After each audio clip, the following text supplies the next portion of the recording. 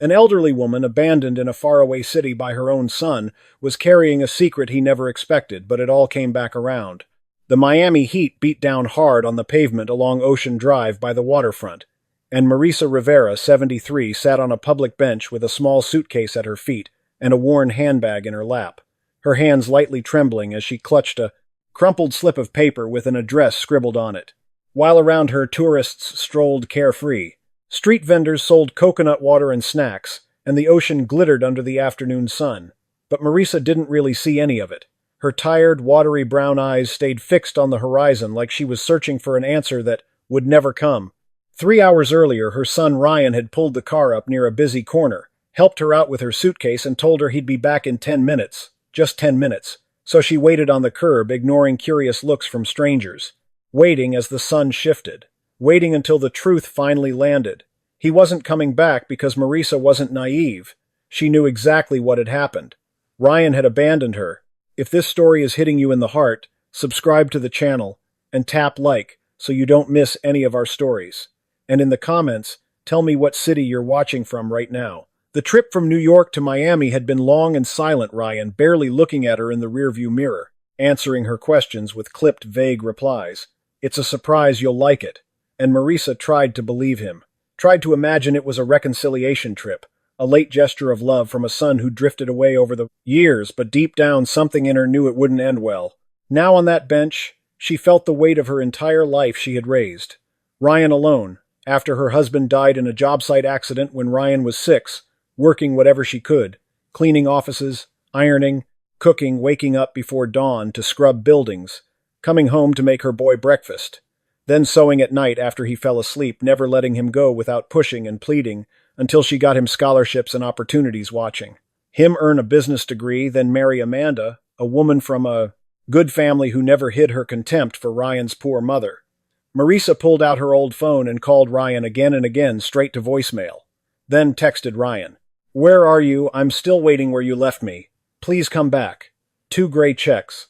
He didn't even open it. A woman in her 50s approached, curly hair and a bun, simple but clean clothes, grocery bags in hand, and asked gently, "Ma'am, are you okay?" Marisa wiped her eyes fast and forced a smile. "I'm fine, thank you. Just waiting for someone." The woman hesitated. "I've seen you here a while. Are you sure you don't need help?"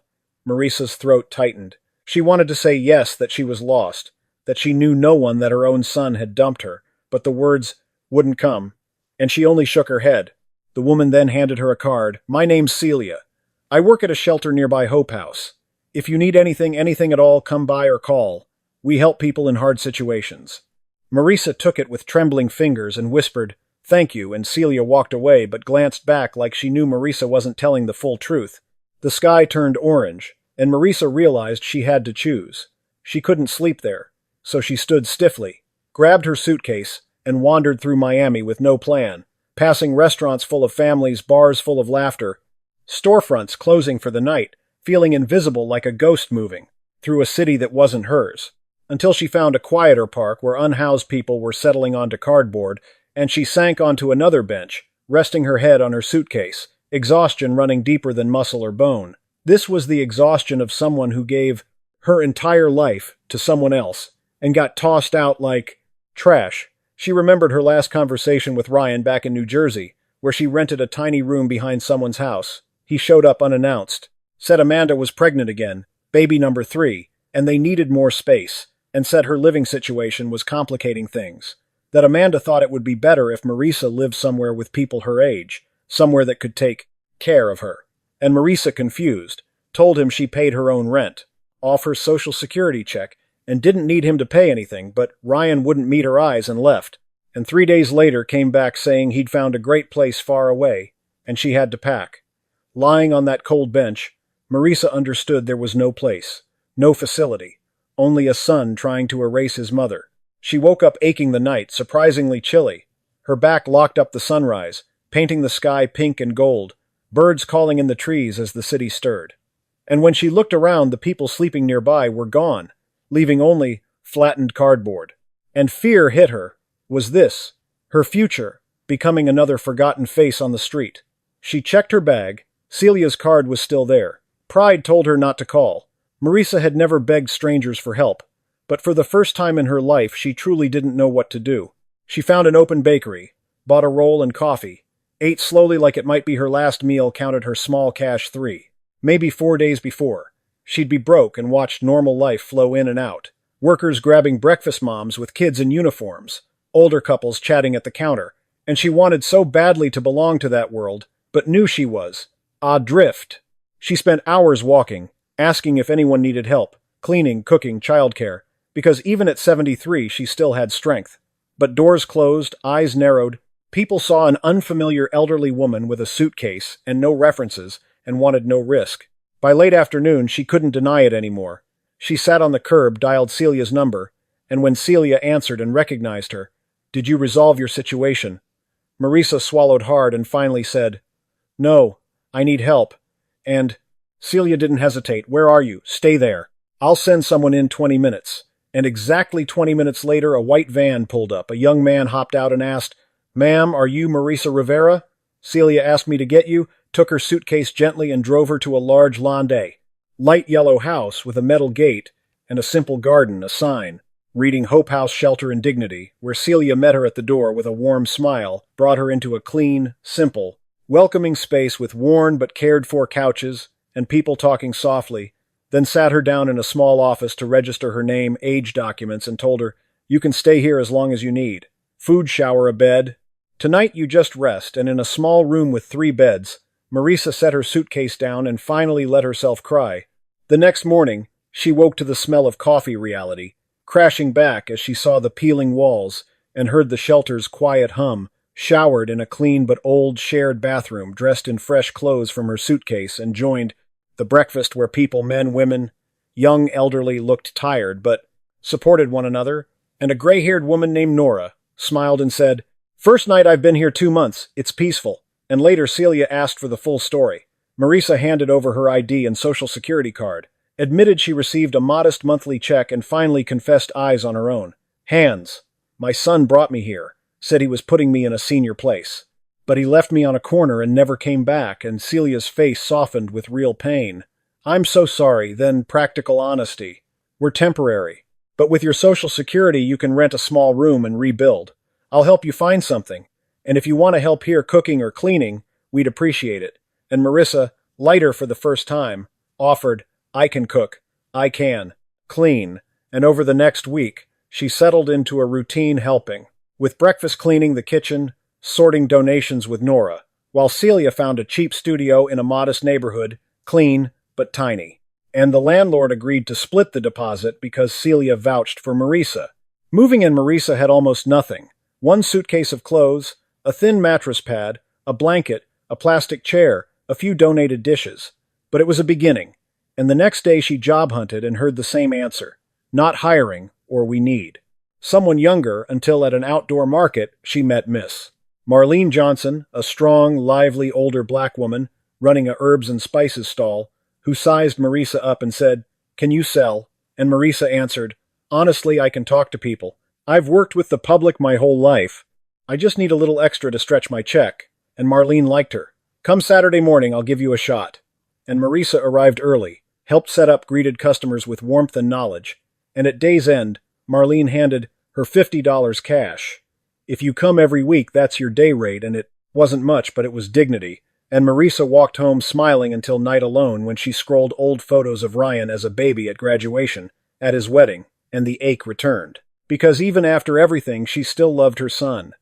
Months passed. She adapted, made small friendships like a widowed neighbor, Mrs. Collins, who asked gently about family, and accepted Marisa's quiet, "I have a son, but we don't talk." And the wound opened whenever she saw mothers with sons, toy store windows, Mother's Day ads. One day she checked Ryan's public social media and saw photos of Amanda pregnant, their daughters in costumes. Ryan smiling, then a hospital photo. "Welcome, Michael. Our family is complete," and Marisa realized she had a grandson she didn't even know existed. December arrived with holiday lights and music everywhere, and Marisa felt the opposite of cheer. Because Christmas had always been her favorite, she used to make magic on almost nothing: paper ornaments, candles, a simple but abundant table, inviting neighbors, so no one was alone. And now her tiny studio had no room for a tree. and she faced her first Christmas completely alone. Marlene noticed the sadness behind Maurice's polite smiles, and while packing up the stall asked, "Are you spending Christmas alone?" And when Marisa tried to brush it off, Marlene cut in, "Nobody should be alone on Christmas. Come to my place. Simple dinner, but plenty of food and more joy than we can hold." And on December 24th, Marisa cleaned her studio like it mattered, dressed in her nicest thrift store dress, and took the bus to Marlene's modest home, filled with laughter, kids running, music playing, a blinking tree, the smell of roasted chicken and seasoned rice. And Marlene introduced her like family. Marlene's elderly mother welcomed her onto the couch and said, "Here, everybody's family." And during prayer, Marlene thanked God for life and for bringing good people into their path, like Marisa, who came into our lives and is family now. And Marisa cried silently, overwhelmed by kindness. Later embarrassed when adults exchanged small gifts, Marlene pressed a little wrapped box into Marisa's hands, and inside was a simple wooden rosary chosen with care, to protect you in hard times and remind you you're never alone. God is with you, and so am I, and Marisa hugged her hard, sobbing. That night back home holding the rosary, gratitude rising, Marisa still texted Ryan, "It's Christmas. I spent today with people who took me in when you abandoned me. They treated me like family. I hope you and the kids are happy, and I hope you're a better father than you were a son. Even after everything, I still love you. Merry Christmas. Delivered." Hours later, he read it, went typing, then stopped, and nothing came, and Marisa cried until she had no tears left. The new year arrived with fireworks over the beach, and Marisa watched alone through her window, whispering for peace. In January, at the market stall, a sharply dressed woman in her 40s approached, clipboard glasses, leather portfolio, looking out of place among the vendors, and asked, "Are you Marisa Rivera?" Then handed a card to attorney Patricia Myers and said, quietly, "I need to speak with you privately about an urgent matter," and when Marisa panicked, "I don't owe anyone." "I didn't do anything wrong," the lawyer assured her. "It's not that. It's about an inheritance. You were named in a will," and told her to come to the office downtown.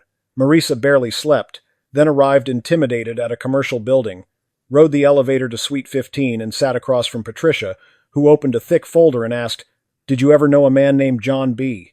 Ferris?" And when Marisa said no, Patricia showed a photo of an elderly man with kind eyes and explained he'd died 4 months earlier and named Marisa as his sole beneficiary. Marisa insisted she'd never seen him, and Patricia revealed the shock.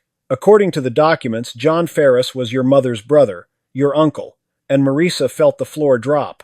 Her mother died when she was 10 and never spoke of a brother, but Patricia explained.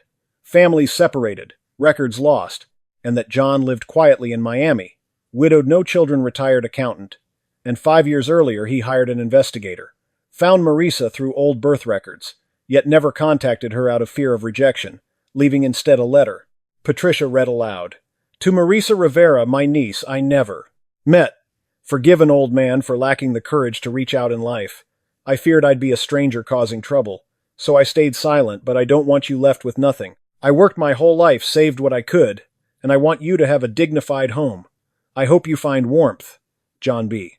Ferris and Marisa cried through it, stunned and grateful as Patricia explained the inheritance.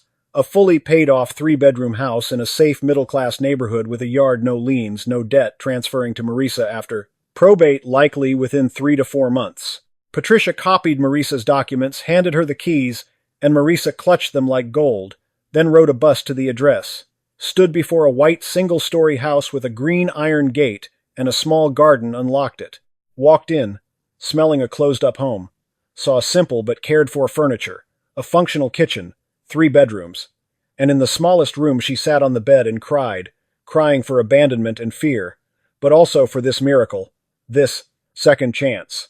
Over the next months, Patricia handled probate efficiently, while Marisa visited weekly to clean dust, tend the neglected garden, and one day found an old box of photos, including a faded black-and-white picture labeled John and Mary, 1953, 2 children holding hands. And Marisa realized Mary was her mother as a little girl, and she pressed the photo to her chest, mourning the mother she lost too soon, and the uncle she never knew yet who still cared from afar. In April, Patricia called probate as complete. "The deed is officially in your name," and Marisa held the document at the courthouse, reading her name over and over, then called Marlene, who shouted with joy, and with Marlene's help moved her few belongings into the house, one suitcase of clothes, donated kitchenware, her mattress pad, Marlene's rosary. And that photo. She chose the smallest bedroom as her own, bought essentials like sheets and towels, and neighbors welcomed her kindly. Yet at night the house felt too quiet. And the empty space still had a name, Ryan. She wanted to call to say she finally had room for him and the grandkids' cookouts in the yard. New memories, but pride and fear of rejection stopped her, so she wrote an actual handwritten letter. Ryan, I don't know if you'll read this or care, but I need you to know I inherited a house from a nobility's uncle. I never met my mother's brother. I have a real home now. I'm not telling you to brag or guilt you, only that even after you abandoned me, life gave me a second chance. I learned I don't need the people who hurt me to survive. I found good people here. I rebuilt. But I won't lie, I still miss you, I still love you, and there's still an empty bedroom here if you ever want to know me again. The door is open, and it always will be. Love, Mom, and she mailed it. Tracking showed it delivered, but days turned into weeks of silence, and Marisa finally understood she had to stop waiting and keep living. Spring rains came, and the house slowly filled with life. As Marisa painted walls a cheerful light yellow, planted flowers and herbs, and Marlene suggested, "You've got 3 bedrooms. Why live alone in all that space? You could open your doors for someone who needs a safe place, like Hope House did for you and Marisa." Remembering the terror of having nowhere to sleep, called Celia, who soon arrived with 2 women in need, a frightened 2-year-old, Julia escaping abuse, and a 6-year-old Yvonne, who'd lost her home in a prosperity fire. Marisa welcomed them, set simple house rules, and at first Julia barely left her room, eyes red from crying, while Yvonne helped cook and clean and talked openly about surviving loss. "I lost everything, but I'm alive, that's what matters." And slowly Julia began to re-emerge, helping chop onions one night, then confessing her story. And Marisa held her hand and said firmly, "It was never your fault." And the 3 women, wounded by life but refusing to quit, formed a quiet sisterhood. Months passed with shared chores, meals, TV at night, Marisa teaching embroidery to calm anxiety, Yvonne teaching local recipes, and the house became loud and warm and alive. Yet Marisa still found herself checking her phone for Ryan. In July, the unknown number came, and Marisa answered to hear, "This is Amanda." Ryan's wife, and Marisa's heart slammed as Amanda asked to meet, saying it was important and that Ryan isn't doing well. And the next day, Amanda arrived thinner, exhausted, no polished attitude, looked around the home in surprise, and confessed with tears, "I pressured him. I called you a burden. I pushed him to get rid of you, and he did it. He was weak, and I'm sorry." And Marisa's anger flared. "Do you know what I went through? I slept outside. I was hungry. I thought I'd die alone." And Amanda didn't defend herself, only begged, "Please give Ryan a chance. The kids ask about you. Michael is 1 and doesn't even know you." And after days of wrestling with rage and mother love, Marisa agreed to speak to Ryan, only Ryan, on Saturday.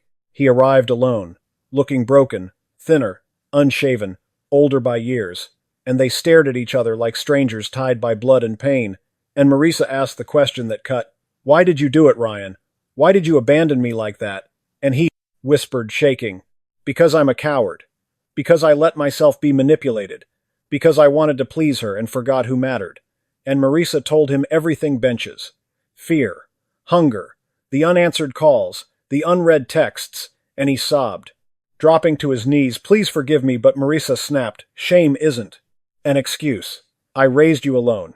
I worked myself to the bone so you could have what I never had, and you repaid me by throwing me away." And then, seeing him there, she also saw the little boy who used to cling to her after nightmares, and she said, "Steady, get up." And when he stood, she pulled him into a fierce hug, the first in nearly a year, and he collapsed into her arms, crying like a child.